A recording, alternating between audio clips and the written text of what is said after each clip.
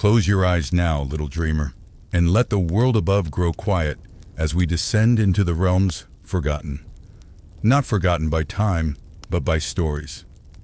You've heard of Zeus and Poseidon, of Athena's wisdom and Artemis's hunt, of gods whose names echo like thunder across the skies of Olympus. But tonight, we will follow softer echoes, whispers carried not by lightning, but by shadows, mist, and memory. For in the world of Percy Jackson, where demigods race against fate and monsters stir in the dark, there are gods whose power is no less divine, yet their names have been tucked away, hidden in corners of ancient myths, barely mentioned in history scrolls or whispered in old prophecies. These are the forgotten gods, not because they are weak. No, some are older than the Titans, older even than the sky itself, but because they do not demand temples or thunderbolts. Their presence is subtler, in the flicker of a hearth flame, in the hush that comes before dawn, in the moment just before you fall asleep. And so tonight, we journey far beyond Mount Olympus, beyond Camp Half-Blood, past Tartarus and the Styx, into realms both ancient and unseen. We'll visit shadowy crossroads where Hecate waits with her torches. We'll pass through dreamscapes spun by Morpheus and gently lulled by Hypnos. We'll float through forgotten dawns ruled by Hemera and rise through silence carried by Ananke, the weaver of inevitability. These gods may not wield thunderbolts or ride golden chariots, but their domains shape the very fabric of the world Percy walks in. The mists that veil, the dreams that guide, the seasons that turn, the justice that balances all. Some, like Nyx, strike fear even in Zeus's heart. Others, like Hestia, step back from glory, choosing warmth over war. Together, they form a constellation of quiet powers, their stories whispered between cracks in the myths you thought you knew. You'll learn of Nemesis, who balances pride and punishment, of Philotis, the goddess of affection, hidden like a candle in a storm, of Astrius, who watches over the dusk as the stars blink awake, and of Thanatos, the gentle shadow who opens the last door, not in anger, but in peace. These aren't just names from the past. They are forces Percy, Annabeth, Nico, and Hazel brush against in moments of quiet clarity, of doubt, of truth. And in this still moment before sleep, you'll brush against them too. Because even the forgotten gods still listen. They do not roar, they whisper. They do not rule by force, but by presence. They are with you when the world feels too loud, or when a breeze feels like an answer. And so as your breath slows and your mind begins to drift, imagine the gods not on thrones, but watching from quiet places, a firelit cave, a path that forks in the dark, a wind-tossed hill at twilight. This is their story, and it's yours to dream. Long before Olympus was carved into the sky, long before even the Titans ruled with their thunderous footsteps, there was only chaos, endless, formless, and still. And from that silent, swirling void, a few primal beings emerged, born not from mother or father, but from existence itself. One of the oldest, most fearsome, and most beautiful of them was Nyx, the personification of night. Not the kind of night you fear when the lights go out, but something deeper, more ancient, an endless cosmic veil of mystery that blankets all things. In the world of Percy Jackson, where gods clash and demigods struggle against monsters and fate, Nyx is not just a myth in the background. She's a presence felt in every shadow, in every fear that stirs when the stars begin to shimmer. Percy met her once, though few others have dared. In the house of Hades deep within Tartarus, Percy and Annabeth come face to face with Nyx herself. and even the brave daughter of Athena falls silent in her presence. Described as more terrifying than Gorgons, more commanding than any Olympian, Nyx speaks not with a roar, but with quiet certainty. Her children are the very emotions and forces that creep through the mortal mind. Eris, strife; Hypnos, sleep; Moros, doom; and even Thanatos, death. They are the twilight siblings of the world, and all of them are born from her essence. Nyx is not evil, she is balance. She is the calm that follows the storm, the silence that makes sound meaningful, the darkness that gives stars their stage. In the myths of old, even Zeus feared to cross her. In one tale, Hera asks Hypnos to put Zeus to sleep. Hypnos refuses.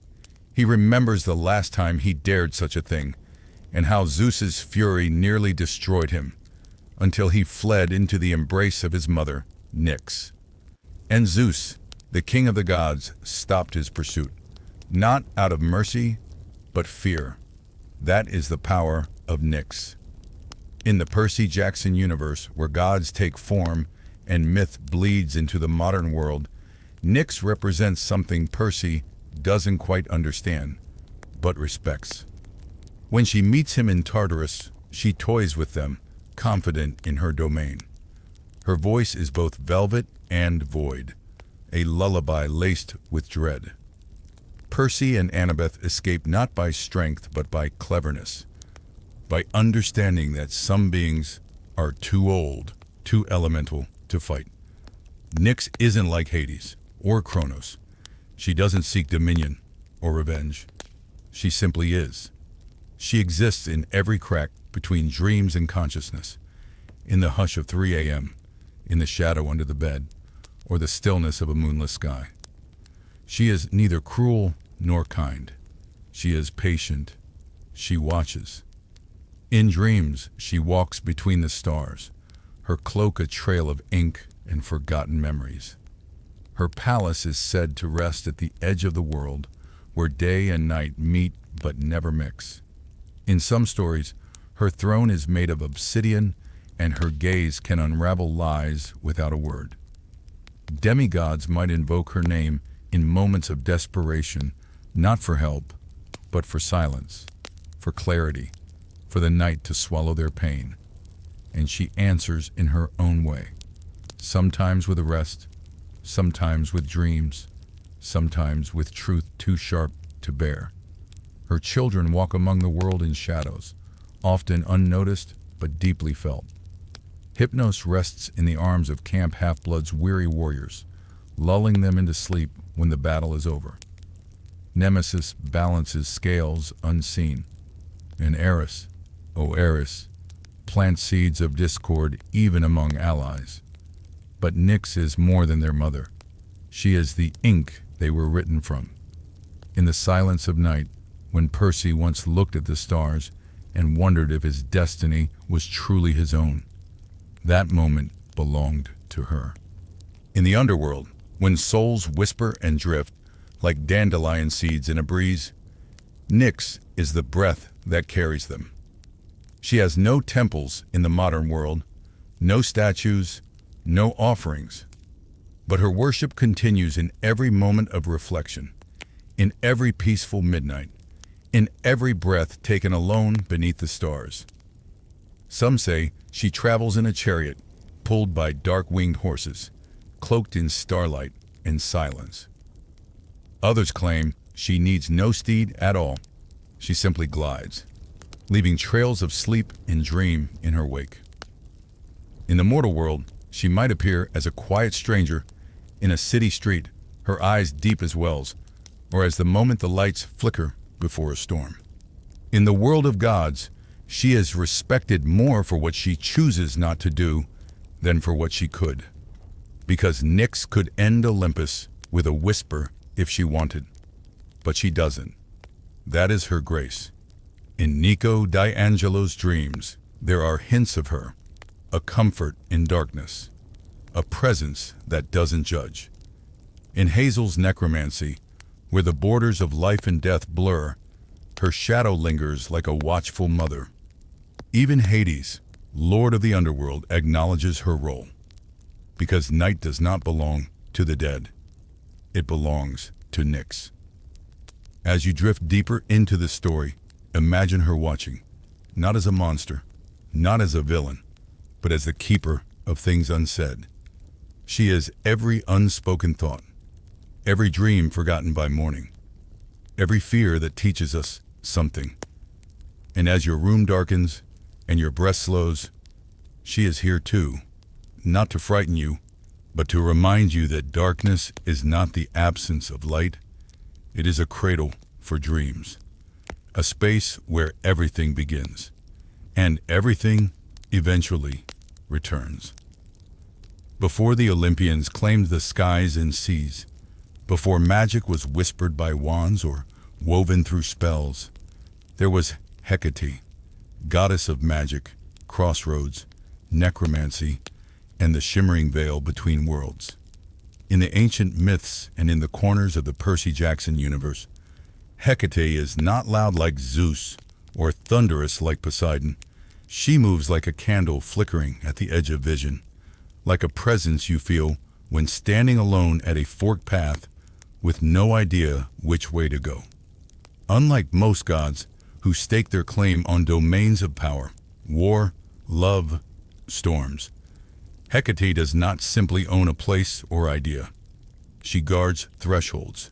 She dwells in transitions. She lives in moments when things could go one way or another.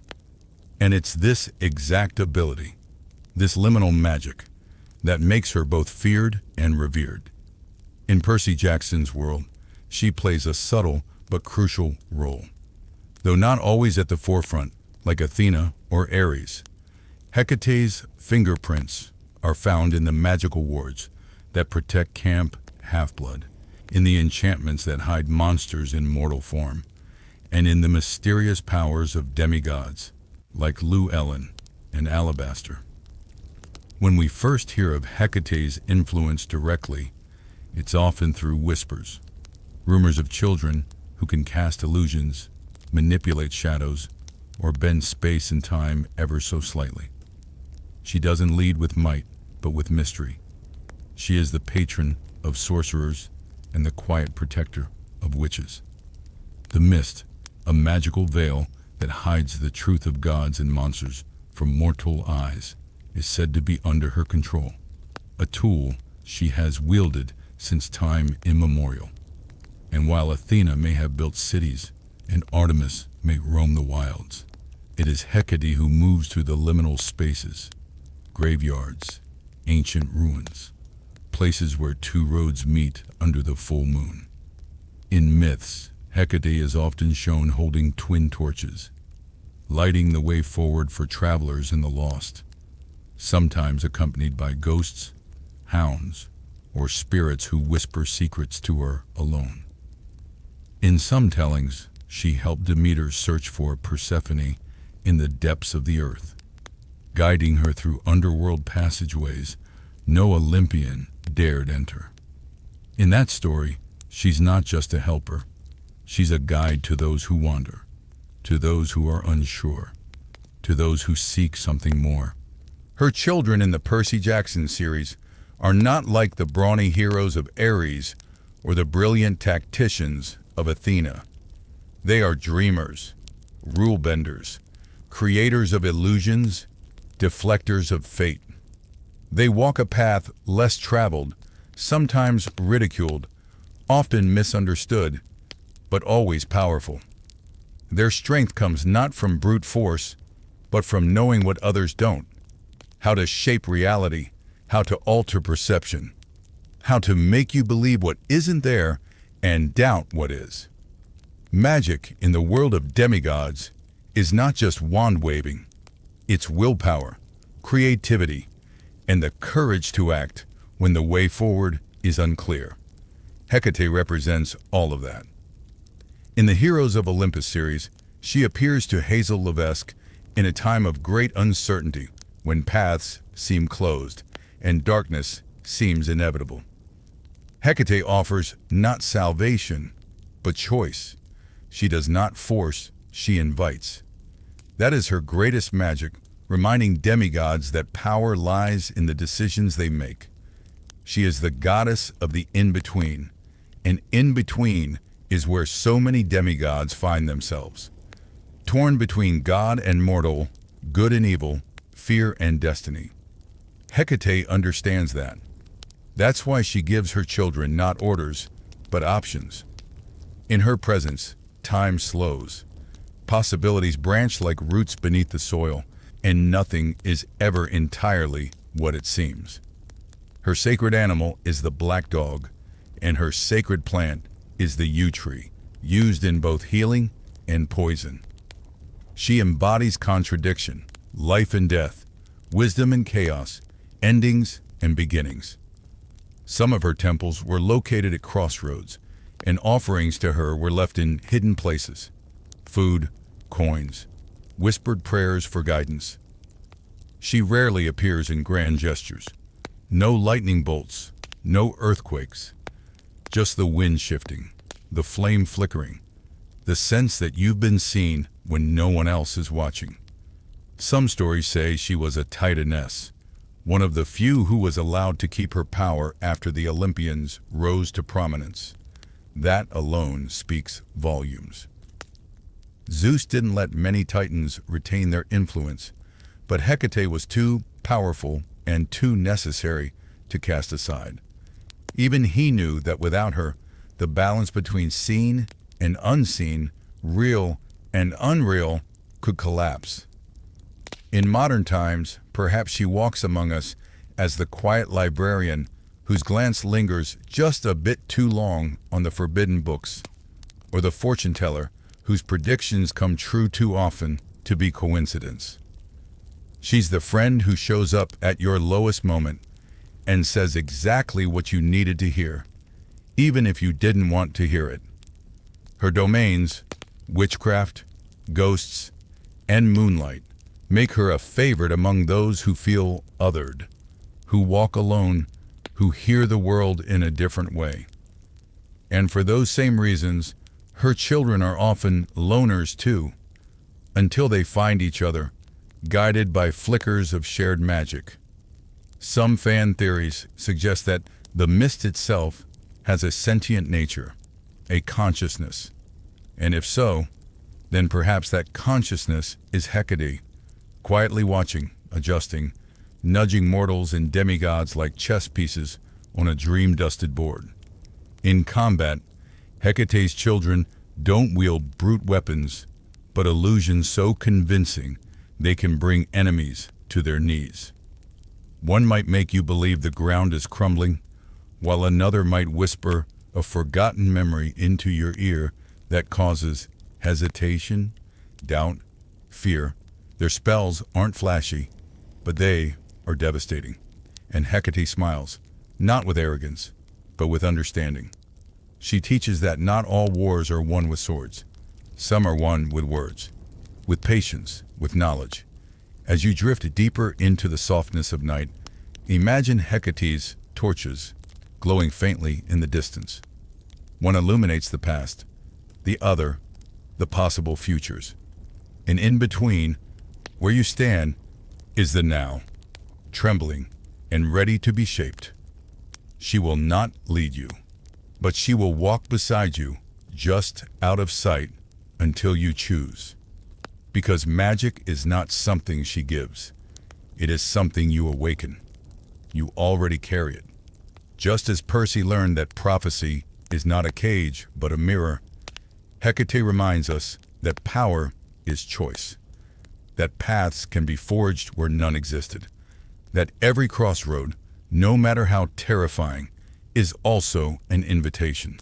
So if you feel lost, uncertain, or in need of light, call her name, not to be saved, but to be reminded that you can save yourself.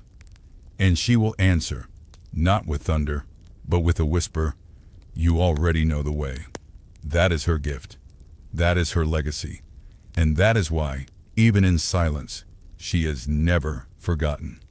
Morpheus, a name that drifts through the corners of consciousness, like a velvet curtain brushing against your cheek.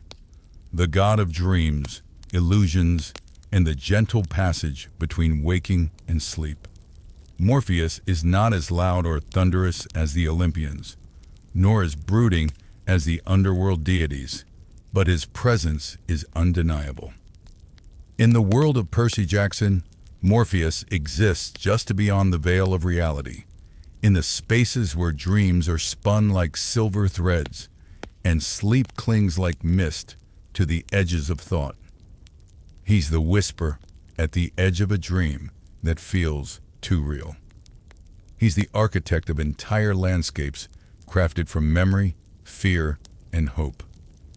When we first encounter his influence in The Last Olympian, it's not a casual introduction.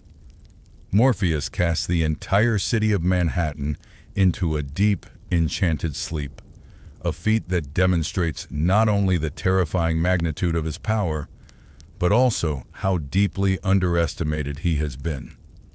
While gods like Ares wield swords and Poseidon commands oceans, Morpheus controls the one realm no mortal can resist: sleep itself. Imagine that millions of people drifting into unconsciousness, their bodies left vulnerable, their minds at the mercy of the dream god. And he does this not with a battle cry, but with silence. With a single motion, the entire city slumbers. Morpheus is not evil in the traditional sense. He is neutral, a caretaker of the subconscious, a weaver of both nightmares and comfort. His dominion is subtle, but vast. He can wrap a soldier in a dream so pleasant he forgets the war. He can give a lost child visions of home that feel more real than any waking moment. In the myths, he is the son of Hypnos, god of sleep, and the nephew of Thanatos, god of death. While Hypnos brings rest and Thanatos brings finality, Morpheus dances between them, creating the illusions we see behind closed eyes. And in the Percy Jackson universe, his role takes on a special weight, because the mist, that magical barrier that hides the truth of monsters and gods, is deeply intertwined with dreams. It is easier to trick the mind when it's already in a fog. Easier to shift someone's perception when their consciousness isn't quite anchored. Morpheus, in a sense, is the god of the mist theater. He crafts the stage, sets the lighting, creates the illusions. His children, rare and mysterious, are rumored to possess incredible abilities. Some can lull people to sleep with a touch. Others can plant dreams, even influence behavior by manipulating what someone sees in slumber. And some, the most powerful, can enter dreams themselves, walking through this subconscious like ghosts through walls, stealing secrets, healing trauma, or planting fear. Morpheus is not a god of war or punishment, but he is dangerous. After all, what is more vulnerable than a mind that is not awake? In dreams, there are no rules. Logic fails. Time loops. Emotion heightens. A child of Morpheus could make you relive your worst day on repeat, or give you the courage to face what you never could while conscious. And unlike other gods, Morpheus never raises his voice. His power lies in suggestion, in symbolism, in the way your mind convinces itself that what you see is real. He is an artist, a painter of thought and fear and beauty. In the quiet hours, when a demigod lies tossing and turning at Camp Half-Blood, when memories blur and visions flash behind their eyes, that's where he lives. Not just in sleep, but in the architecture of emotion. He understands that dreams are more than just images. They are messages, warnings, wishes, and sometimes they are bridges to parts of ourselves we cannot face in daylight. Morpheus rarely appears in physical form, but when he does, the imagery is haunting. Pale skin that shimmers like the moon. Eyes that reflect not your face, but your most vivid memory, robes of shifting silk, ever-changing like the scenes of a dream. His voice is neither male nor female, young nor old, it simply is. And when he speaks, it feels like you've heard that voice before, though you cannot place where. In The Last Olympian, he allies with Kronos, not out of malice, but perhaps curiosity, a chance to test the limits of his reach. And when the gods finally reclaim Manhattan, they don't punish Morpheus. With fury, they simply note his retreat, as if they knew he was never truly theirs to command. He answers to something deeper, the pull of dreams themselves. To humans, Morpheus is known in many ways. The term morphine comes from his name, referring to the drug that induces sleep and dreams. Even today, people speak of being lost in the arms of Morpheus. It's an old phrase, but an accurate one. His arms are not cold or cruel. They are velvet in shadow, gentle and endless. His temple is the mind, and his altar is the pillow. His worshippers are every soul who has ever closed their eyes and drifted beyond reason. And in the Percy Jackson universe, that power is more than symbolic. When monsters die, they sometimes return in dreams first, whispering through the subconscious before returning to the real world. When gods send messages, they do it through dreams, shaping words in the fog between sleep and wake. And when the end is near, and demigods fear what's to come, it is Morpheus who appears not to comfort, but to prepare. For in dreams, you can practice what you fear. You can live through what you might not survive in life. He gives heroes a space to fail safely, to imagine victory, to shape their own myth in private before revealing it to the world. And that is why Morpheus matters. Because every great deed begins as a vision. Every hero dreams before they fight. Every villain, too, is shaped by the dreams they once had and the nightmares that followed. In the cozy silence of night, Morpheus moves, not as a god of chaos, but as a mirror. He shows you what you hide and what you need. He wraps you in the possible. And when morning comes and you open your eyes, you may not remember what you saw, but you will feel it, deep in your bones. The flicker of a world you visited, the whisper of a truth you are not yet ready to admit. That is Morpheus. That is his gift. And as you drift into sleep tonight, you pass into his realm, just as Percy and Annabeth and so many others have done before. The battlefield may rest, the storms may calm, but Morpheus never sleeps, because your dreams are his kingdom, and he is always watching, always creating, always waiting for your return. Eris, the goddess of discord, is a name that drips with unease and mystery. A figure that slips through the pages of myth like a blade hidden in silk. Rarely called upon, but never forgotten, especially in a world like Percy Jackson's, where every god, no matter how obscure, leaves behind ripples that can reshape fate. Eris is not the storm.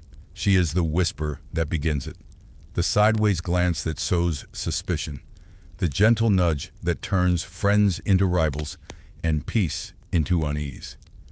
Her presence is not one of explosions or epic battles, but of slow-burning collapse, a feud at dinner, a contest without rules, a war that begins with something as small as a golden apple. Yes, that infamous apple. Labeled "to the fairest," it didn't roar when it rolled across the floor of the wedding feast of Peleus in Thetis. It simply glowed, inviting envy, curiosity, and the kind of silent outrage that lingers far longer than shouted arguments. That apple, that moment, set into motion the Trojan War, an event that echoed through mortal and divine history alike, all because Eris wasn't invited, and in response she gave the gods a gift they would never forget. In the Percy Jackson universe, Eris does not stand tall on Olympus or appear in grand quests, but her fingerprints are everywhere. She lives in every moment a demigod feels jealousy, every time a cabin feud spirals out of control, every betrayal that begins with a misunderstood word. Imagine her as a shadow at Camp Half-Blood, not stalking like a monster, but gently stirring the pot. Cabin 11, whispering about Cabin 7, a sword sparring match that ends in bruised egos, a quest team splintering over who should lead. Eris doesn't roar, she whispers. She doesn't destroy, she suggests. And once the chaos blooms, she's already gone, drifting to the next fragile bond she can push just enough to watch it crack.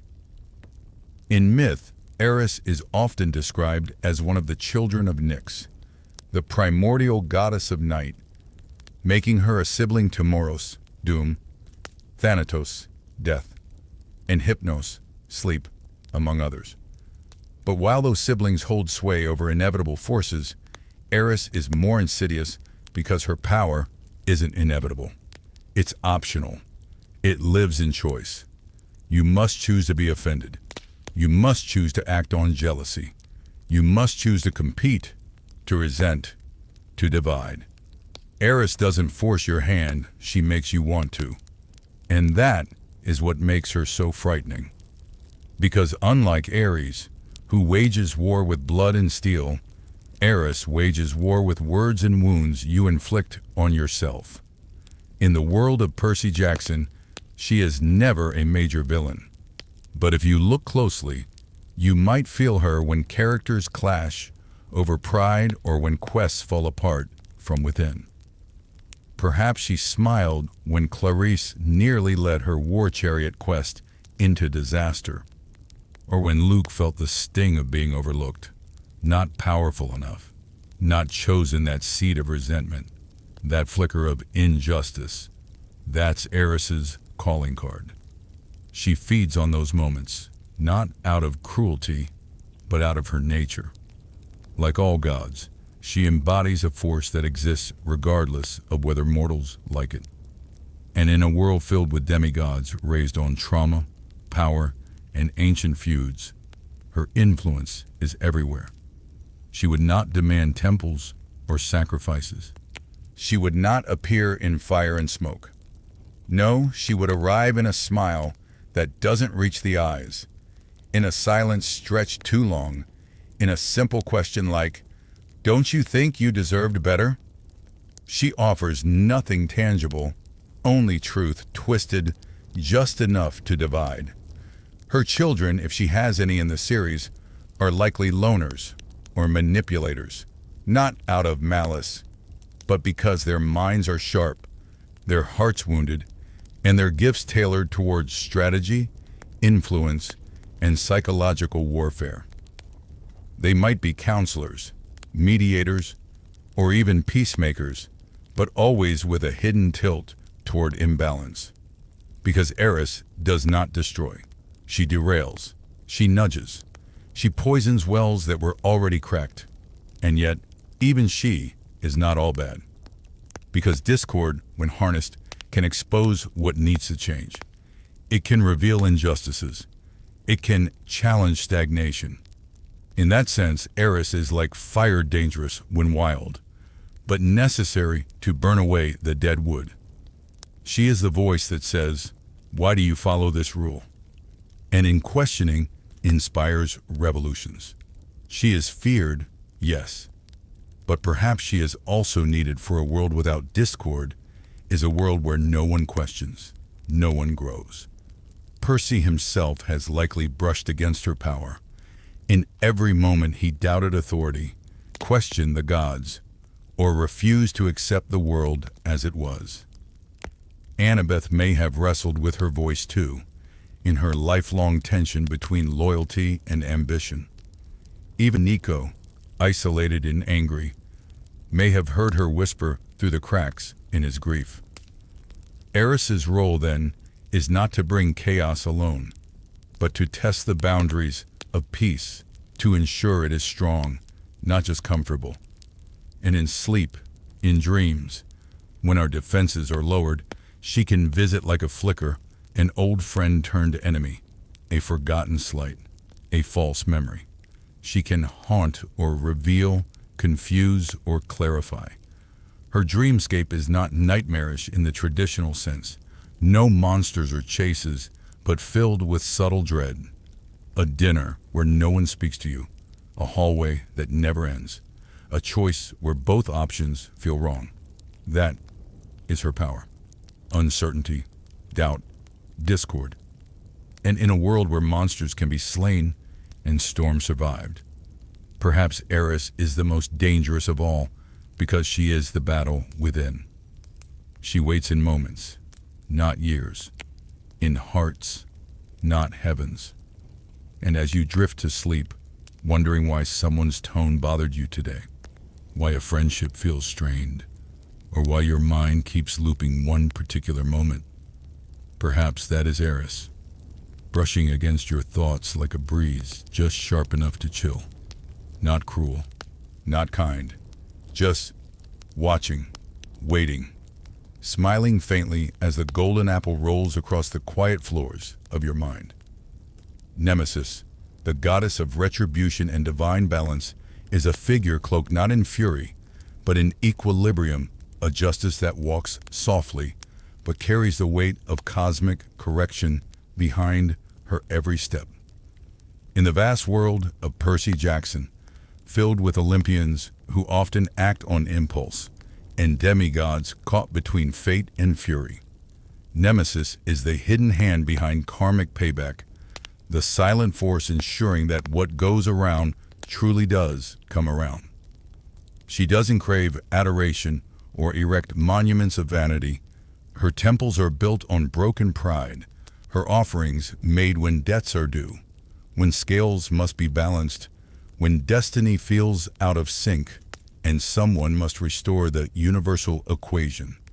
While the Olympian gods flaunt their powers in thunder and tides, Nemesis moves like a whisper behind consequence. She is not wrath, she is response. Not punishment for its own sake, but a reflection, a mirror, held up to the arrogant, the greedy, the cruel. And yet, in Percy's world, she remains more rumor than revelation, a name murmured in moments of irony, when a victory turns hollow or a betrayal loops back on itself. You see her most clearly not in battles, but in aftermaths, when prideful demigods fall from grace, when boasts cost lives, when betrayals echo louder than swords. In the series, Nemesis appears briefly, her presence tied to moments where fate feels too heavy for chance alone. Her eyes, one bright, one dark, symbolize her dual nature, fairness and vengeance, mercy and inevitability. She might appear to a camper just after they've cheated their way to a win, or whisper to a hero tempted to claim glory that isn't theirs. She offers choices, not commands. She lets you walk your own path, and then ensures the consequences meet you at the end of it. Unlike Athena, who rewards wisdom, or Ares, who rewards victory, Nemesis does not reward. She restores. She takes from the fortunate to repay the overlooked. She trims the overgrown so the rest of the garden can breathe. And her power, while subtle, is profound because it manifests not in spectacle, but in pattern. She is the reason bullies eventually fall, why hubris invites downfall, why justice, though delayed, often arrives. Her children, should she have any among the cabins of Camp Half-Blood, might be quiet, intense, deliberate. They would likely avoid the spotlight, preferring to observe rather than act until the time was right. They might become judges, strategists, or mediators, gifted with insight into the truth that lies beneath appearances. These demigods may not always be loved after all. Who thanks the storm for clearing dead trees? but they would be respected, even feared, for their clarity. Imagine a child of Nemesis watching a quest group argue, saying little, but knowing exactly which member's ego will lead to collapse. They would wait, patient as a pendulum, knowing time would do their work for them. Even Percy, in his impulsive courage, has crossed Nemesis's invisible line. Every time he acted in pride, he felt the sting of failed mission, a lost ally, a mistake that cost dearly. But because Percy often acts from love, not arrogance, Nemesis does not hound him. She simply shadows him, ready should his choices tip too far. She is not cruel. She does not take joy in pain. In fact, she may be the least emotional of all the gods, driven not by feeling, but by necessity. She is the final chord in a chaotic symphony, the weight that steadies a spinning wheel, the stillness after a storm, not because peace returned, but because balance demanded it. In ancient myth, Nemesis was feared because she reminded mortals that nothing was ever truly theirs. Fame, fortune, love, all could be taken if undeserved. She was especially harsh toward hubris, the pride that blinds, the ego that swells. In the Percy Jackson universe, where half-bloods wield godly power, hubris is a common affliction. Annabeth wrestles with it, always torn between humility and the temptation to outsmart fate. Even Luke's tragic arc is drenched in Nemesis's quiet oversight. His fall was not sudden, but sown through his arrogance, his resentment, his belief that he alone saw the truth. And when he fell, Nemesis did not laugh, she simply nodded. Balance restored.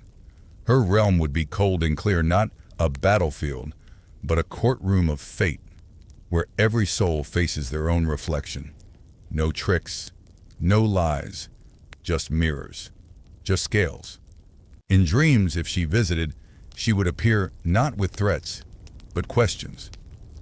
What did you take that wasn't yours? What lie do you believe to be truth? What cost have you refused to pay? And you would wake, not frightened, but unsettled, not because she cursed you, but because she reminded you of something you tried to forget. She does not dwell in Olympus or Tartarus, but somewhere between a threshold goddess, one foot in mercy, one in consequence. She can be a comfort to the wronged, a terror to the unjust, and a mystery to those who believe life has no order. Because for all its randomness, Percy Jackson's world does have rules, written not in stone, but in stories, in cause and effect, in karma. And Nemesis is the keeper of that code. Her presence may be small in the narrative, but her spirit is vast. When monsters overreach, when heroes grow reckless, when gods forget humility, she watches, not as a villain, not as a savior, but as a scale. And when the balance tips, she acts, not with cruelty, not with haste, but with the quiet certainty of gravity. And maybe, as you drift into sleep tonight, you'll feel her in the stillness, the part of you that knows what you've earned and what you haven't, the part of you that yearns not for reward, but for fairness. She is not here to frighten you. She is not here to punish you.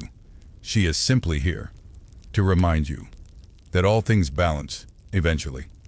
Hecate, the goddess of magic, witchcraft, and crossroads, is a shadowy thread that runs quietly through the fabric of Percy Jackson's mythos, subtle, mysterious, and powerful beyond comprehension.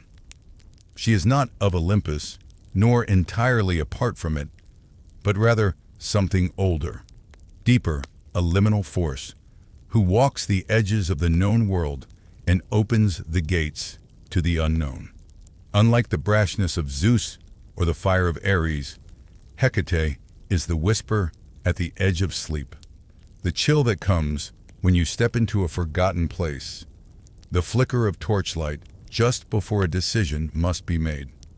Her presence in Percy's world is rare but unmistakable in the arcane moments when spells break reality's rules, when choices seem to split time into paths, when mortals and monsters alike seek help from something older than the Olympians. In the mythic tradition, Hecate is one of the few titans who retained her power and favor after the fall of Kronos. And perhaps it is because the Olympians, in their pride, feared her more than they dared admit. For Hecate holds no allegiance to rule or rebellion. She aligns only with balance, secrecy, and the threshold between light and dark.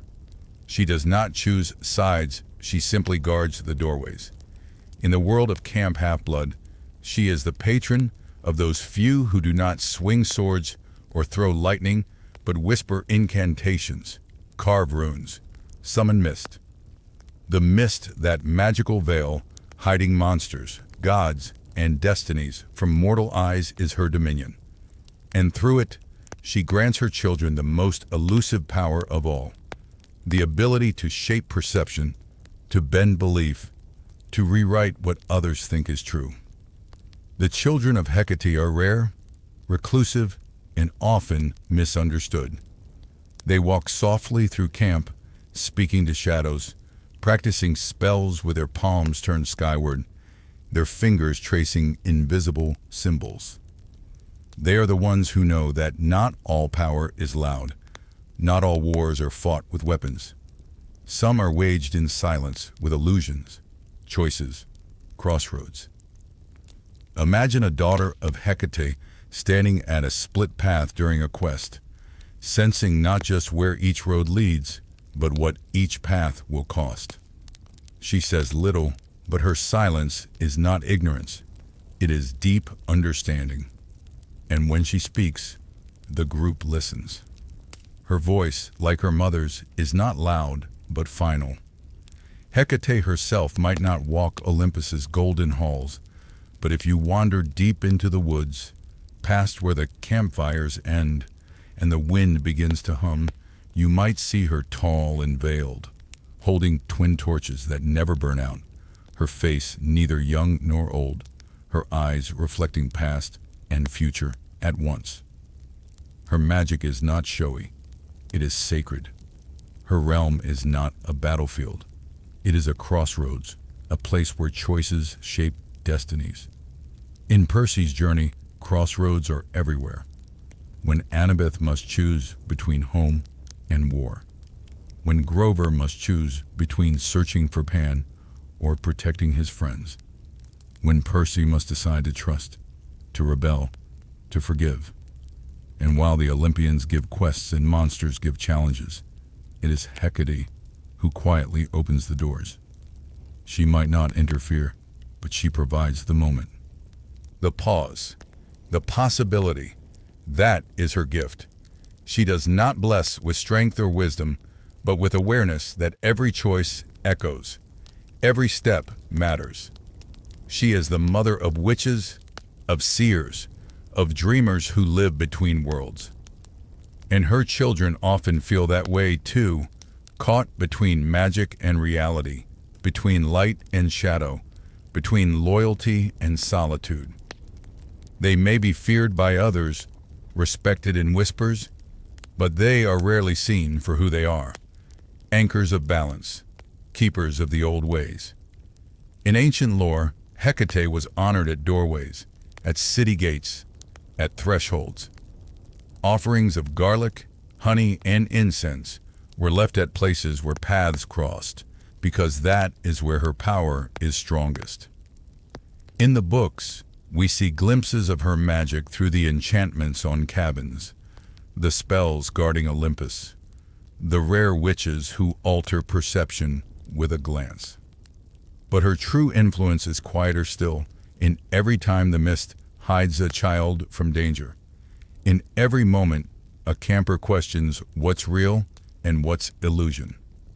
She is the tension between the seen and unseen. And though she appears only briefly in Percy Jackson's larger saga, Her influence feels like a dream, remembered soft, powerful, slightly haunting. If she were to appear in a dream, it would not be with thunder or flame, but with flickering torches at a three-way path, her silhouette waiting for your question. She would not give answers, only listen. And once you spoke your heart's truth, only then would she gesture, not to show the right path, but to confirm the one you already chose. That is Hecate's way. Empowerment, not instruction. Clarity, not command. She would speak in riddles, in images, in slow-burning truths that light your thoughts long after waking. Her realm would be one of mist and moonlight, old trees and quiet owls, with ancient runes carved into stone paths and hidden stars shifting above. Her throne would not be made of gold, but woven from roots, torches flickering on either side, and around her would swirl visions, not of glory, but of potential. What could be, what must not be, what waits to be chosen. For demigods, Hecate represents the often ignored truth that magic is not just power, it is perception. And perception can be stronger than steel. A Hecate child might never win a chariot race, but they could make the crowd believe they did. They might not slay a monster, but they could convince it to vanish, to forget, to sleep. Their magic is mental, emotional, intuitive, and that makes it both feared and vital. In the war between gods and titans, between destiny and rebellion, it is those who understand the crossroads who survive, who see not just the fight, but the frame around the fight. Hecate is that frame. She is the moon casting strange shadows, the voice that speaks only once, the hand that does not point but gently nudges. And in a world of noisy legends, her silence becomes sacred. Tonight, as you drift off, imagine her walking beside you through a forest path, her torches glowing gently, her voice calm and low. She asks no questions. She expects no prayers. But if you carry a choice in your heart, she already knows. She is the goddess of crossroads, and everyone, sooner or later, meets her, whether they realize it or not. Hypnos, the god of sleep, is often overlooked in the grand thunderstorm of Greek mythology. But in the world of Percy Jackson, he is quietly one of the most important and enchanting presences in the celestial tapestry. Where gods like Ares bring war and Zeus commands the sky, Hypnos rules over something infinitely more delicate, the space between consciousness and slumber, between reality and dream, between the world we touch and the one we imagine. He is not loud, not wrathful, not a force to be feared, and yet he is everywhere. Every time Percy closed his eyes after a battle and drifted into dreams of gods and monsters, Hypnos was there.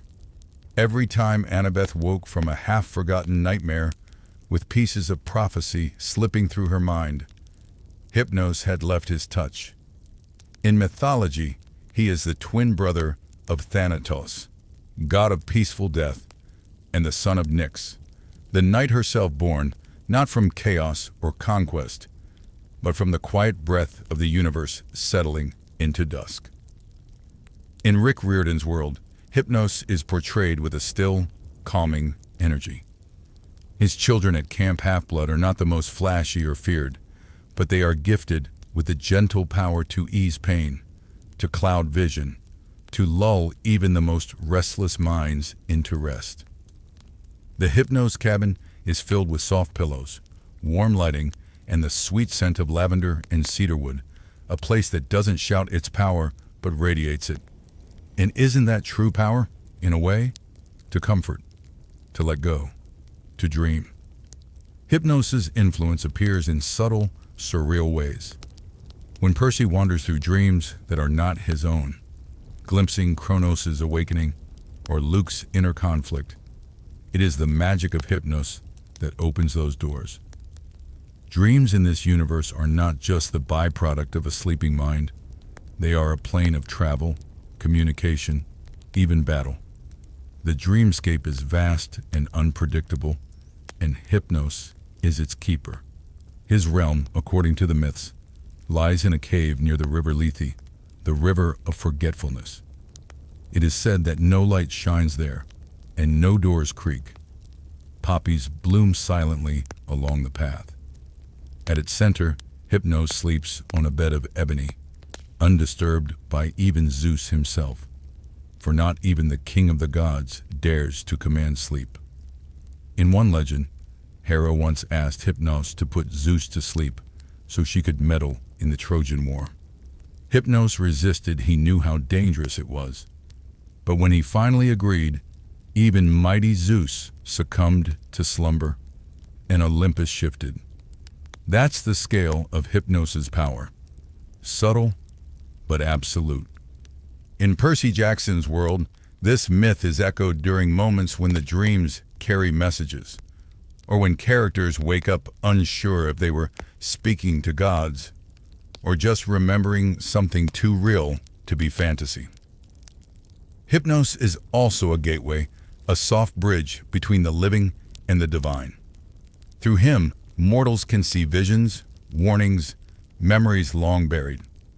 He is not a manipulator of fates, but a revealer of them, softly pulling back the curtain for those who dare to dream. His children possess abilities like inducing sleep in others, navigating the dreamscape, or even reading the emotions of people through their unconscious murmurs. And although they often appear dazed or distracted, their minds are deep oceans where dreams bloom like coral, slow, layered, mysterious. Imagine a child of Hypnos during a quest, while others draw swords and light torches. They simply sit, breathe, and drift. A few moments later, they wake with wide eyes. I saw the path. I know what's coming. Not prophecy exactly, but intuition wrapped in dreams. They are the ones who notice patterns no one else sees, who understand people without needing them to speak. Their cabin might seem peaceful, but within it is a realm of endless dreams, each one a story, a warning, a possibility. And in a world of monsters and gods, sometimes dreams are more important than weapons.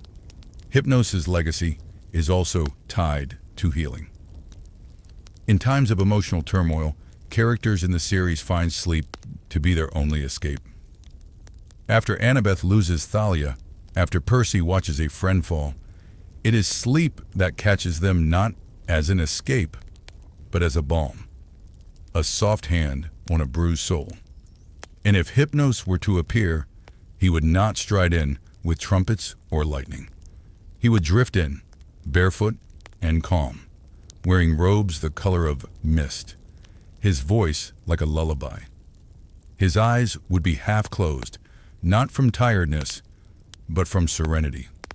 Around him, time would slow. Even the most restless heartbeat would ease. And with a touch, he could cradle the mind into peace. But like all gods, Hypnos is not without danger. Too much sleep can become avoidance. Too many dreams can become delusions. The river Lethe flows near his cave for a reason, because forgetting and dreaming walk hand in hand. In some stories, mortals who lingered too long in Hypnos' realm lost their will to return. They wandered through dreams until they forgot who they were.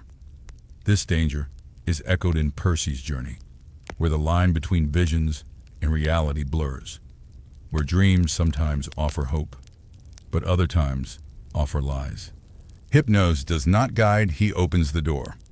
It is up to the dreamer to walk wisely. Yet despite this complexity, Hypnos remains a comforting presence. In the chaos of demigod life, with constant threats and crushing responsibility, he offers something vital: rest. And rest for a hero is resistance. It is courage to pause, to breathe, to feel, to hope. The Hypnos cabin teaches this lesson in their own quiet way that strength isn't always in fighting. Sometimes it's in the dreaming. And sometimes the most important journeys happen while you sleep. Imagine now, as you lie down, that you are walking a quiet forest path lit by moonlight. The trees part, and there stands Hypnos, his hand raised in greeting, his expression calm. He doesn't ask questions. He doesn't give commands. He simply gestures toward a soft bed of moss under stars that shimmer like memories. You lie down. The ground hums beneath you, and then not darkness, but dreams. Worlds unfolding, friends laughing, loved ones remembered. Questions answered not with words, but with warmth. The kind of dream you don't want to leave. But when you do, you wake feeling whole. That is the gift of Hypnos. Not just rest, but repair. Not just dreams, but clarity. And in a world so loud, so fast, so heavy, that may be the most divine power of all. Morpheus, the quiet architect of dreams, is perhaps one of the most fascinating yet overlooked figures within the Percy Jackson universe, and the broader Greek mythos, a being who doesn't shout or strike, but instead paints the world behind your eyelids with stories, memories, and possibilities. Where Hypnos, his father, provides the veil of sleep, Morpheus sculpts what lies beyond it, shaping the misty canvas of the subconscious into realms so vivid that they can guide, deceive, or even transform the dreamer. He is not a major player in Olympus's political storms or battlefield tales, but his power lies in something more subtle. He can make gods weep with a memory, make monsters crumble with a vision, or make mortals wake with clarity they never had before. His presence in the Percy Jackson universe emerges most directly in The Last Olympian, where he puts the entire island of Manhattan to sleep at Kronos' command, casting a shroud of dreamless rest over millions, proving once and for all that dreams can be weaponized, and that the god who weaves them is not to be underestimated. In myth, Morpheus is the eldest of the Oneiroi, the spirits of dreams, and uniquely gifted among them. While his siblings, Phobator and Phantasos, specialized in dreams of beasts and objects, Morpheus alone could take human form within dreams and speak directly to the sleeper, making him the most trusted messenger of the gods through the dreamscape. His name comes from the Greek morphe, meaning form or shape, for he could mold any illusion, any face, any setting. But he was not merely a trickster, he was also a guide, able to slip into dreams and carry the will of the gods, delivering warnings or comfort in the guise of a loved one. In the world of Percy Jackson, one can imagine Morpheus as a figure cloaked in flowing midnight blue robes, stitched with silver thread, like stars caught in fabric, with eyes that change color depending on the dream he's crafting. Eyes that might glow green for a peaceful forest scene, or swirl red for a nightmare. His presence would be both comforting and unsettling, like realizing you're not alone in your own dream. Yet his touch is light, his footsteps silent, his intentions never obvious.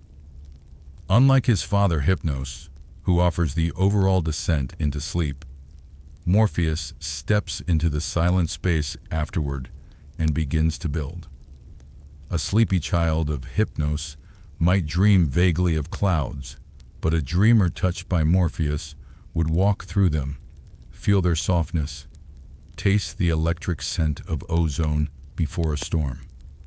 In Camp Half-Blood, children of Morpheus might be few, but their gifts are profound. These demigods would be lucid dreamers, artists of illusion, therapists of the subconscious. In the mortal world, they might become writers, poets, sleep scientists, anyone who works with the strange dance between reality and the imagined. In battle, they could disorient foes by casting them into micro-dreams, short flashes of memory or fear, or lull enemies into a false sense of security. But more often, they'd be the strategists, the ones who saw it coming, because their dreams offered cryptic clues. Imagine Percy Jackson himself having a conversation with Morpheus mid-dream, unsure whether the advice he's receiving is prophecy, imagination, or interference. That's the mystery of Morpheus. His power lies not in clarity, but in suggestion. He doesn't draw the map, he shows you a glimpse of it, then fades. Yet in moments of emotional turbulence, it's often a dream that unlocks buried fears or longings. Annabeth, haunted by her family's abandonment, might be visited in a dream where her younger self hugs her and says, "It wasn't your fault." Nico D'Angelo, lost in grief and identity, might walk a dream where Bianca whispers something that makes him forgive himself. These aren't real, and yet they heal. That is Morpheus's domain, the emotional truths that only dreams dare to speak. In his rare appearances, like in The Last Olympian, we see his darker side, for even dreamweavers can serve destructive masters. Under Kronos' command, Morpheus blankets Manhattan in sleep not out of cruelty, but duty. His nature is not good or evil, it is reflective. He mirrors the desires of those who summon him. To a god of war, he's a tool of confusion. To a grieving hero, he's a quiet companion. He is not here to save or destroy, only to show. And perhaps that's what makes him dangerous. In the wrong hands, dreams can be twisted into manipulation. Illusions can mask reality. But Morpheus doesn't apologize for this. He understands what few gods do, that mortals are often more honest in dreams than in waking life. They reveal what they want, what they fear, what they're too proud to say aloud. In that way, Morpheus knows the hearts of heroes better than even Athena or Apollo. And he doesn't need a throne on Olympus to prove his value. He just needs you to close your eyes. Imagine walking through a misty forest where trees whisper your name. The sky shifts colors with your mood. A path appears, paved with memories, some painful, some forgotten. Ahead, you see a familiar face, a loved one you've lost, or a younger version of yourself. They don't speak, but they smile. And somehow, that smile answers a question you didn't know you had. That is a Morpheus dream. Not loud, not logical, but meaningful. And when you wake, you carry it with you like a secret. Some demigods fear him, others seek him, all respect him. Because while battle might decide the fate of Olympus, it is Morpheus who writes the stories that echo afterward. Even the gods dream, and when they do, it's Morpheus who guides the narrative. His realm, deep in the folds of the dreamscape, is said to be a mosaic of all the dreams ever dreamed. Floating staircases, endless fields, upside-down oceans, forests made of glass. He does not live in a palace, but in shifting corridors of imagination. There is no map. To find him, only surrender, only sleep. And in your own dreams, you may have met him already. The stranger who helped you fly. The version of your childhood home where nothing hurt. The door that opened to a place that made no sense, and yet felt like peace. That was Morpheus, gently stitching meaning into the night. So as this chapter closes, and your breathing slows, imagine him standing at the edge of your dream, brush in hand, painting stars into the sky above you. The scene may change, the story may twist, but Morpheus will be there quiet, present, and full of wonder. You may not remember his face. You may not recall the dream, but you'll wake with something new, a softness in your chest, a puzzle piece clicking into place, a whisper that says, "You are not alone. Your story is still being written." And tonight, Morpheus is the one holding the pen. Hecate, the veiled sorceress of the ancient world, stands at the intersection of mystery, magic, and the unseen, a goddess of thresholds, secrets, and silent influence, whose presence in the Percy Jackson universe is like a shadow at the edge of a dream. Subtle, powerful, and unmistakably important even when rarely named aloud. She is not one of the Olympians, nor does she demand attention with thunder or war cries, but her impact weaves through every illusion, every spell, and every choice made at a crossroad.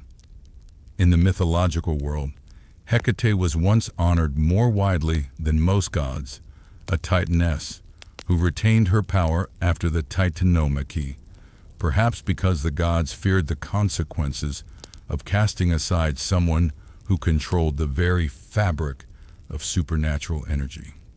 She ruled over the night, the moon, the graveyards, and the crossroads, those uncertain places where one path becomes two, and no sign is offered.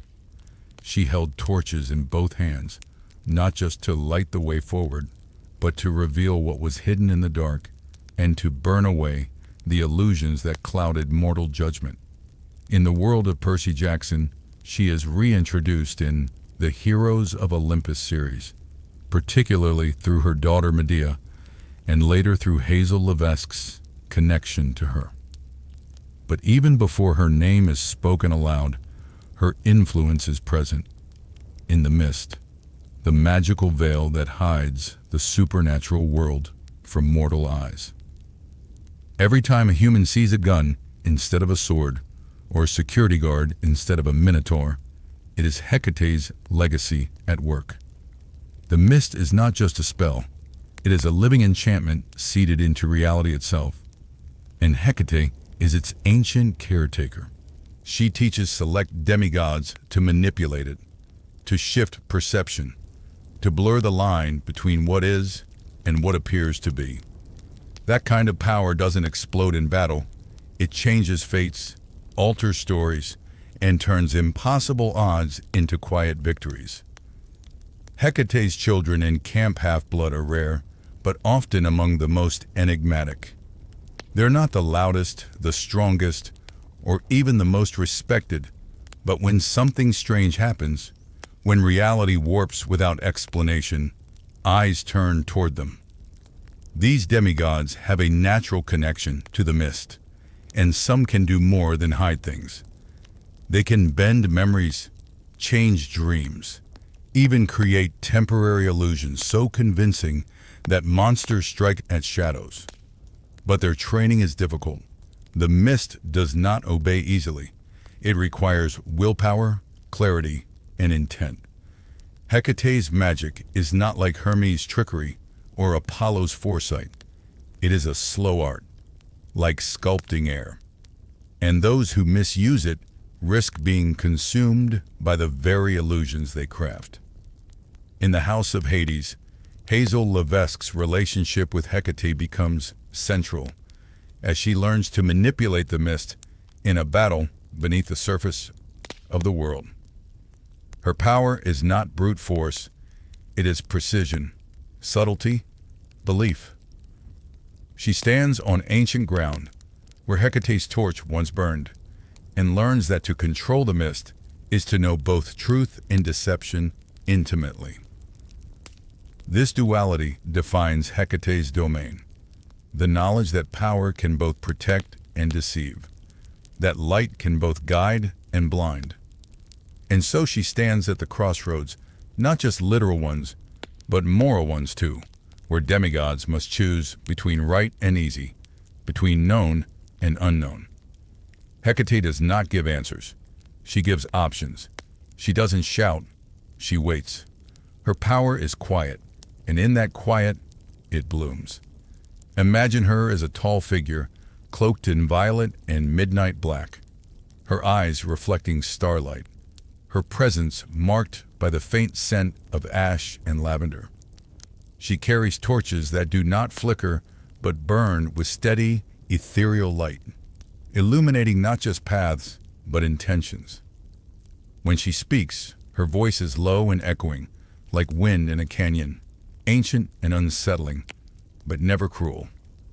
She may appear in dreams or at moments of crisis, offering cryptic phrases like, "The path is yours, but the price is not yet known." And then she vanishes, leaving only a chill and a choice. Hecate is often accompanied by ghosts, spectral hounds, or shifting shadows, symbols of her dominion over the in-between. She is not a goddess of death, but of those who linger just beyond life's edges, spirits, crossroads, magic, dreams. That makes her terrifying to some, but deeply comforting to others, especially those who feel caught between worlds. For half-bloods who struggle with identity, purpose, or belonging, she represents the truth that power can come from being in between. Not fully this, not fully that, but something new entirely. In modern times, mortals might forget her name, but they honor her without realizing. Every time they whisper at a grave, hesitate at a fork in the road, or light a candle for protection. She is the breath before a decision, the shiver before a revelation. And for demigods like Hazel, or others who walk the fine line between magic and reality, she is the silent guardian, the one who watches but does not interfere, unless invited. Her temples were once found at city gates and remote intersections, where offerings were left at night. Eggs, honey, garlic, wine. She is a goddess who answers at midnight, not noon, and whose blessings are often bittersweet. She doesn't grant power freely. She tests. She waits. She asks, "Are you ready to see what others can't?" In the Percy Jackson universe, Hecate remains a symbol of inner strength, of hidden potential. She reminds us that not all power shouts. Some whispers, some waits for darkness, and some walks beside you, invisible, until the moment you need it most. When Percy faces monsters with brute force, when Annabeth solves puzzles with logic, Hecate's children are the ones who twist perception, who turn enemies against each other, or hide allies in plain sight. Their victories may never make songs or statues, but they are no less crucial. Because sometimes the war is won not with a sword, but with a secret. And Hecate, the goddess who lives in the quiet margins, knows this better than anyone. As you drift towards sleep, picture her at the edge of your dreamscape. A torch in one hand, the mist swirling at her feet, and a faint smile on her lips, not because she has answers, but because she knows you are ready to ask the right questions. Morpheus, the gentle yet eerie god of dreams, may not thunder through myth like Zeus or rise with waves like Poseidon, but in the silent corners of the night, where minds wander and realities blur, he reigns absolutely. He's not just the god of sleep, he is the artist of the subconscious, the weaver of illusions so vivid they feel more real than daylight. And in the world of Percy Jackson, he steps out of forgotten pages to momentarily become one of the most powerful forces in the entire mythological world. With skin like moonlight and hair that shimmers with shifting constellations, Morpheus is imagined as a quiet sentinel of dreams, drifting through mortal slumber with footsteps that make no sound. In The Last Olympian, he makes a rare and powerful appearance, putting all of Manhattan to sleep with a single divine command. Millions of mortals slipping into a deep, enchanted slumber, unaware that a war between gods and titans is unfolding in the streets they walk each day. This moment alone cements Morpheus as one of the most understated yet terrifyingly powerful figures in the pantheon. Unlike other gods, Morpheus doesn't shout or strike. He simply whispers, and minds surrender. His domain isn't Olympus or the ocean. It's the inner world of dreams, fears, and buried memories. And in dreams, even the greatest heroes become children once more. In the myths, Morpheus is one of the Oneiroi, the spirits of dreams, said to be the son of Hypnos and the nephew of Thanatos, sleep and death, twin brothers, meaning Morpheus lies somewhere between peace and finality. But unlike his kin, he is an architect. He shapes dreams with his hands like clay, sending visions that comfort, warn, confuse, or inspire. And just as dreams can be beautiful, they can also be haunting. He is neutral, neither cruel nor kind, only reflective of what lies within.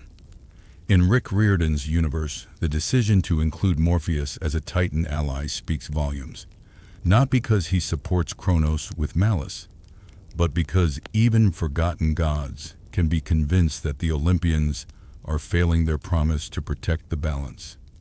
Imagine being a god who tends to the unconscious minds of mortals and seeing, night after night, their pain, their fear, their confusion. Morpheus might see himself not as an enemy of Olympus, but as its quiet correction, the one who believes the world is safer asleep, hidden in dreams, than awake to the chaos of war. And yet, his choice to join the Titans wasn't born from rage. It was from weariness, from watching centuries of divine negligence. And so, he becomes a reluctant rebel, a soft-spoken force that disables an entire city, not with bloodshed, but with silence. Demigods in the series do not often interact with Morpheus directly. His influence is passive, like a fog that rolls in under the door. But if you've ever had a dream that felt too real, or woke up with a message half remembered on your lips, that might have been him.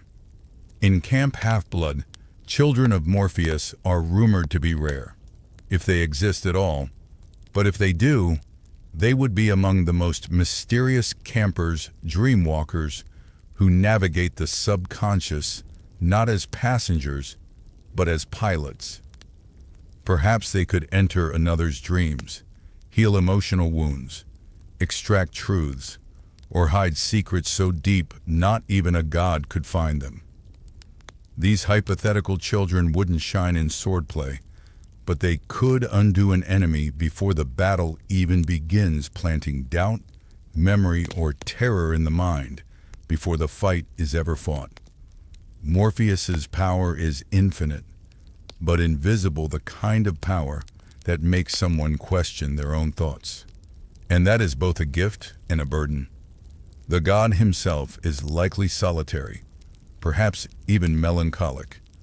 Imagine his temple, not of stone, but of clouds and candlelight, tucked away where no footsteps echo. Worshippers would leave lavender, poppies, or ink-stained pages filled with dream fragments. They wouldn't pray aloud. They'd whisper or sleep and hope that Morpheus heard their wishes between breaths. But he doesn't promise clarity. Dreams aren't prophecies, they're mirrors, and mirrors can distort. In this way, Morpheus resembles the most human of gods. He reflects us, our chaos and hopes, our regrets and longings. He doesn't create from nothing. He paints with what we already carry. His neutrality makes him enigmatic, even unnerving. But for those who are brave enough to listen to what their dreams are saying, he becomes a guide. Perhaps in a darker corner of the mythological world, there is a hidden faction known as the Sleepwalkers' Rebellion, demigods, and spirits who follow Morpheus's vision of a world ruled not through conquest, but through subconscious harmony. They believe dreams are more honest than waking politics, that monsters are born not in Tartarus, but in the hearts of those who never faced their nightmares. Morpheus may never lead such a movement himself, but his philosophy seeps into the minds of those disillusioned by Olympus's failures. After all, what better way to reshape the world than to reshape how people dream of it? And yet, for all his cosmic abstraction, Morpheus still remains deeply personal. He is the God who walks through your dreams as you sleep tonight. He is the one who will carry you through distant memories, weave symbols you may not understand, and cradle your thoughts until the sun returns. And when you awake, you may forget his face, his presence, his whisper. But something will linger, a feeling, a message, a strange clarity wrapped in the silk of the unknown. That is Morpheus. And in a world of thunderbolts and tridents, his silence might be the most powerful force of all. In the quiet places where justice falters and pride grows unchecked, a figure watches. Not with anger, but with equilibrium, so precise it feels ancient, even divine. Nemesis, the forgotten goddess of retribution and balance, is not a figure of vengeance, but of symmetry. She does not hunt out of fury, but because the scales must always level. To those who boast too loudly, she whispers humility. To those who rise by unjust means, she ensures they eventually fall. And in the world of Percy Jackson, where demigods chase glory and gods indulge in pettiness, she is perhaps more relevant than anyone dares to admit. Nemesis does not scream her name or demand temples. She works quietly, with precision and poise, correcting the imbalance left behind by louder deities. In mythology, she was born of Nyx, night herself, and that lineage shows in the way she moves, shrouded in metaphor and the quiet gravity of consequence. In some legends, she carried a sword, a wheel, and a measuring rod, the tools of balance and redirection, while her wings were said to stretch like evening shadows, soft but unyielding.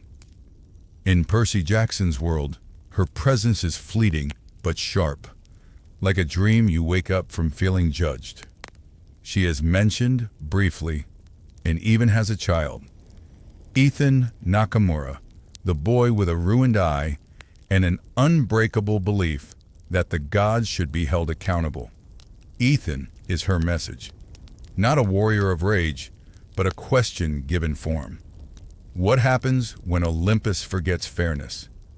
Ethan's arc is a tragedy, yes, but it's also a reminder that balance does not always mean safety. Sometimes it means sacrifice. Sometimes it means pulling down a god to lift up a mortal. Nemesis would not mourn Ethan's death in the way a loving parent might. She would simply see it as the closing of a circle. He took a risk, made a choice, paid the price. His death, while painful, completes the scale. Her love is not nurturing, it is impartial, but that does not make it any less powerful. Imagine, if you will, a temple to Nemesis, hidden somewhere in the wilds, overgrown with ivy and silence. Inside, there are no prayers for mercy, only reflections. No altar of blood, only mirrors. The faithful do not ask her for blessings. They ask her to witness, to observe their lives and ensure that, if they climb too high, they remember the ground they came from. If she were to take a more active role in the demigod world, one imagines she would be a teacher, not of combat or prophecy, but of self-awareness. A demigod child of Nemesis would be a paradox, a warrior of justice who never seeks revenge, only balance. Perhaps they carry a curved blade that cuts not flesh, but hubris. Perhaps their powers involve sight, seeing people's past misdeeds as visible trails, like ash behind footsteps. They wouldn't be loud, but they'd be feared, respected, maybe even shunned, because no one likes being reminded they are wrong. And yet, when wrongs must be righted, who else would you trust? There's something elegant about Nemesis, an old-world clarity. She is entangled in love affairs or wars of ego. She exists in the margins, the aftermaths. She is the breath between actions and consequences. And while the Olympians forget her, mortals do not. Every time someone says, "What goes around comes around," they are invoking her. Every time justice feels slow but inevitable, she is present. In that sense, she is perhaps the most immortal of them all. Not because she has temples, but because she is stitched into human nature. In dreams, perhaps she visits those on the brink of moral collapse, not with threats, but with calm inevitability, a mirror, a warning, a second chance. And if they ignore it, then she ensures the price will come. Not now, not loudly, but surely. Percy himself may never face Nemesis directly, but her influence could easily follow him. The way the fates tighten strings when someone flies too close to destiny. Heroes rise quickly, and Nemesis is the gravity that eventually brings them back to earth. Not to punish, but to humble. Because even the best of us must remember what it means to fall. In a world where gods play favorites and demigods chase legacy, Nemesis is the forgotten god who sees all sides. She has no army, no grand quests, no thunderbolts. But her justice is deeper than Olympus can ever reach. She is not the goddess of punishment. She is the answer to excess.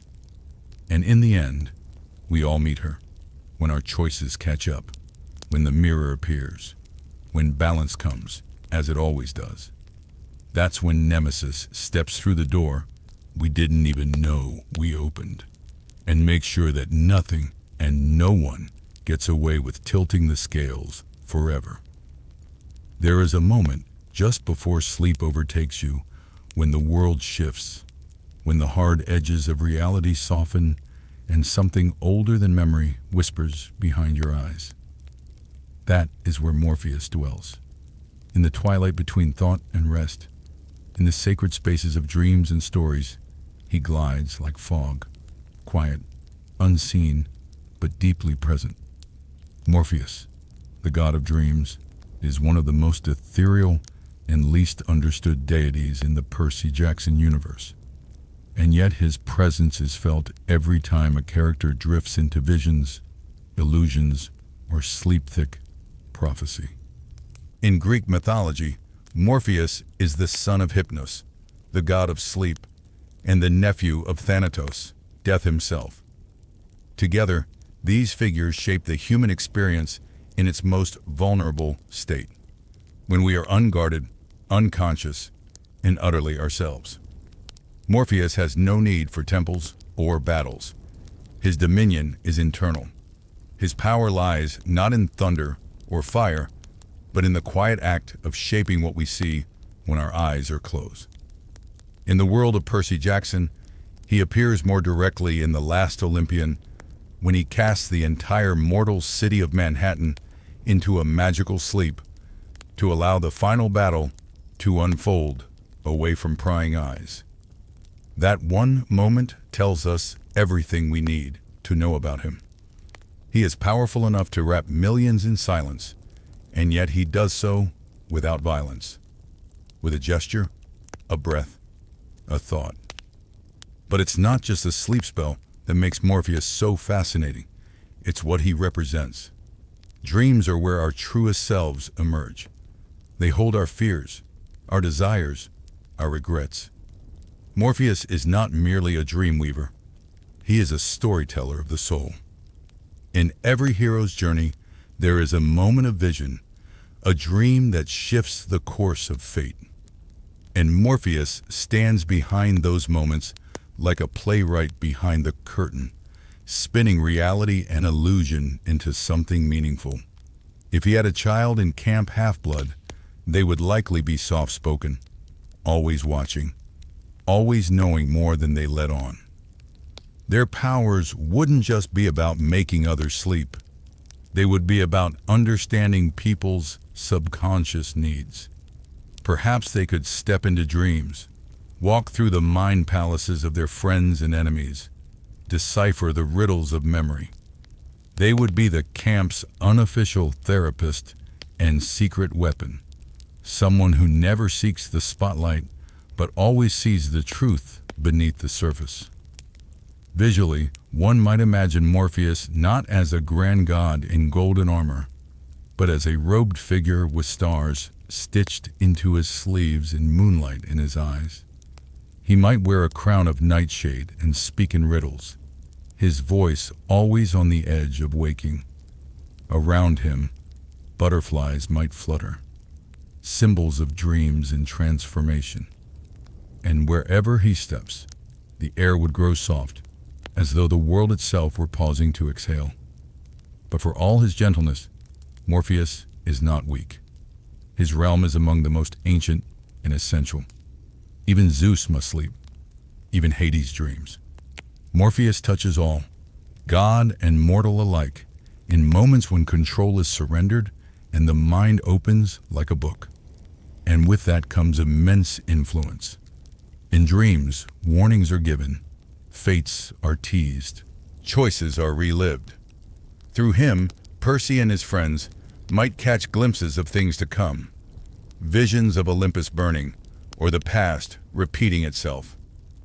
And while the dreamscape can be beautiful, it can also be terrifying, because Morpheus does not censor what we see. He simply holds up the mirror.